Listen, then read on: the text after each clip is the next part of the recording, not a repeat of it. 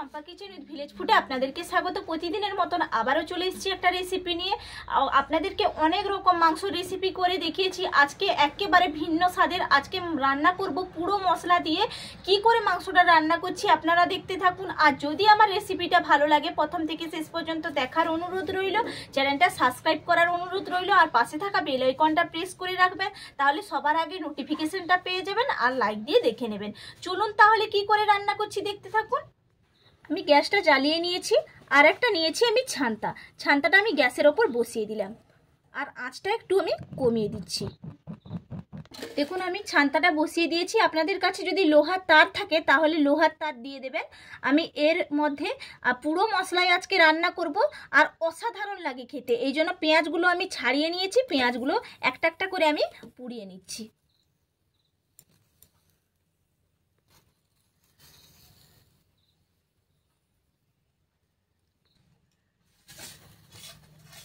দেখুন এক পিঠ হয়ে গেছে, আর এক পিঠ আমি উল্টে দিচ্ছি। এইভাবে উল্টে দেব, কারণ গরম আছে তো। আর আপনাদের কাছে যদি ছান্তা এইভাবে না থাকে তাহলে যে লোহার জালিগুলো পাওয়া যায় সেই জালিগুলো দিয়েও কিন্তু পুড়িয়ে নিতে পারবেন। দেখুন পেঁয়াজটা আমার পোড়া হয়ে গেছে, আমি একটা থালার মধ্যে রেখে দিচ্ছি। এরপর আমি পুড়িয়ে নেব। একটা রসুন কোয়া নিয়েছি আর আদা। দেখুন আমার আদা রসুনটাও আমি উল্টে নিচ্ছি। এইভাবে দেখুন পুড়ে নিতে হবে। দেখুন হয়ে গেছে আমার, আমি রেখে দিচ্ছি নামিয়ে। এরপর টমেটো নিয়েছি, দুটো টমেটোও পুড়িয়ে নেব। দেখুন এক পিঠ হয়ে গেছে, এক পিঠ উল্টে দিচ্ছি। খুব সহজেই কিন্তু এইভাবে পুড়িয়ে নেওয়া যাবে। টমেটো পোড়ানো হয়ে গেছে, আমি নামিয়ে নিচ্ছি। শুকনো লঙ্কা নিয়েছি, শুকনো লঙ্কাও পুড়িয়ে নেব।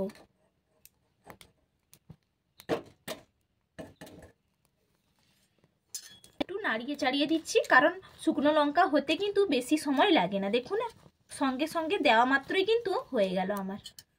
শুকনো লঙ্কা আমার পোড়ানো হয়ে গেছে। এরপর এগুলো যে আমি পুড়িয়ে নিলাম এগুলো আমি বেটে নেব। চলে যাই। পেঁয়াজ, আদা, রসুনগুলো, টমেটো আর শুকনো লঙ্কা যে পুড়িয়ে আনলাম এগুলো আগে জল দিয়ে ভালো করে ধুয়ে নিয়েছি।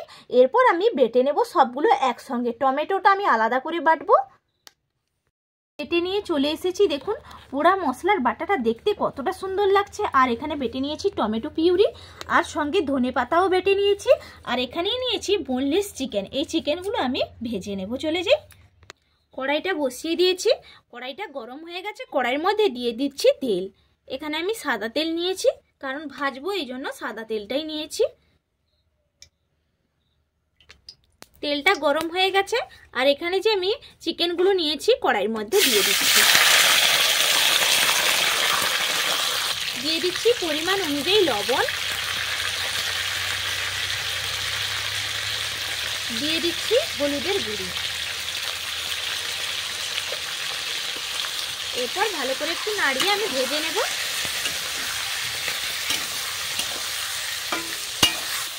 দেখুন আমার মাংসগুলো ভাজা হয়ে গেছে, আমি তুলে নিচ্ছি। একটা ছান্তা নিয়েছি, ছান্তার সাহায্যে আমি তুলে নিচ্ছি, তাহলে তেলটাও একেবারে ঝরে যাবে।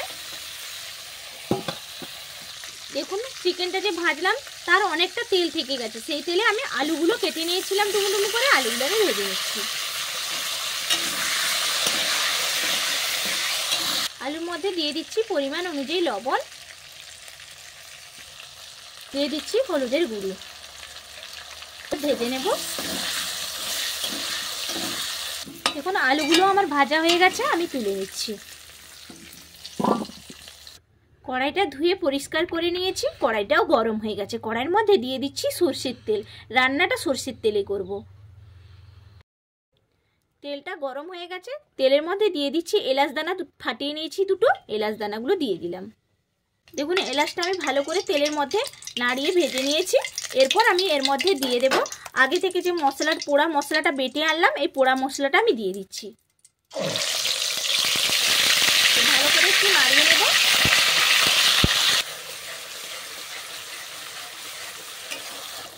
দেখুন মশলাটা আমার ভাজা হয়ে গেছে। মশলাটা তো পুড়িয়ে নিয়েছিলাম, এই জন্য কিন্তু খুব একটা বেশি সময় লাগেনি, মশলাটা কষানো হয়ে গেল। এরপর আমি এর মধ্যে দিয়ে দেব সামান্য পরিমাণে হলুদের গুঁড়ি, আর দিয়ে দেব লবণ,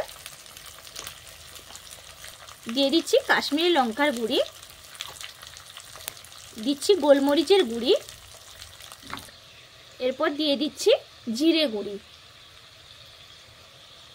দিয়ে ভালো করে নাড়িয়ে সব কিছু মিশিয়ে আর একবার কষিয়ে নেব। দেখুন কি সুন্দর লাগছে দেখতে, আর কত সুন্দর একটা গন্ধ বেরিয়েছে। দেখুন মশলাটা আমার কষানো হয়ে গেছে, আর দেখুন মশলার গা থেকে তেলও ছেড়ে দিয়েছে, তার মানে পারফেক্টভাবে কষানো হয়ে গেছে। এরপর যে ভাজা মাংসটা ভেজে নিয়েছিলাম, এই ভাজা মাংসটা আমি দিয়ে দিচ্ছি মশলার সঙ্গে, দিয়ে আমি একটু মিশিয়ে নিচ্ছি।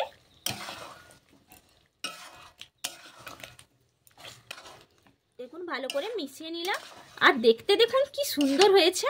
আর এর সময় দিয়ে দেব টমেটো, যে বেটে নিয়ে পুড়িয়ে রেখেছিলাম, বেটে মিহি পেস্ট করে নিয়েছি, মিহি পেস্টটা আমি দিয়ে দিচ্ছি।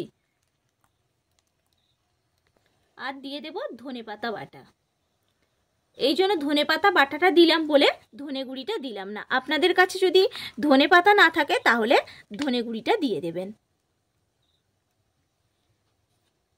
আর সঙ্গে দিয়ে দিচ্ছি ক্যাপসিকাম কুচি, দিয়ে ভালো করে এরপর কষাবো।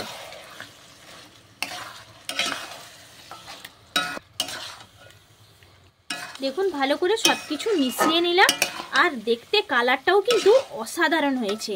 আর এই সময় দিয়ে দেব ভাজা আলুটা, একই সঙ্গে দিয়ে দিচ্ছি, দিয়ে আরও একটু নাড়িয়ে কষিয়ে নেব। দেখুন একেবারে কষানো রেডি হয়ে গেছে, আর কি সুন্দর দেখতেও লাগছে, আপনারা দেখেই বুঝতেই পারছেন।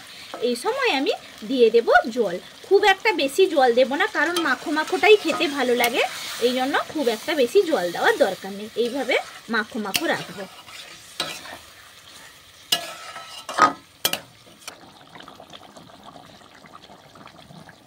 দেখুন টকবক করে ফুটছে, এই ফুটটা চলে এসছে। এই সময় আমি দিয়ে দেব কাঁচা লঙ্কা, আমি চিড়ে নিয়েছি মাঝখান দিয়ে, কাঁচা লঙ্কাটা দিয়ে দিলাম। এটা দিলাম কারণ একটা গন্ধ দারুণ আসবে, এই জন্য কাঁচা লঙ্কাটা দিলাম। আর একটু নাড়িয়ে দিচ্ছি।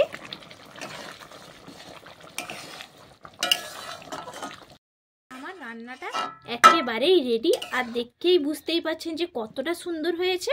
নামানোর আগেই আমি দিয়ে দিচ্ছি, এখানে নিয়েছি চিকেন মশলা, এটা মশলাটা একটু ছড়িয়ে দিচ্ছি, তাহলে খেতে আরও স্বাদ লাগবে। আর আপনারাও এইভাবে বানিয়ে ফেলবেন পোড়া মশলার চিকেন কারি।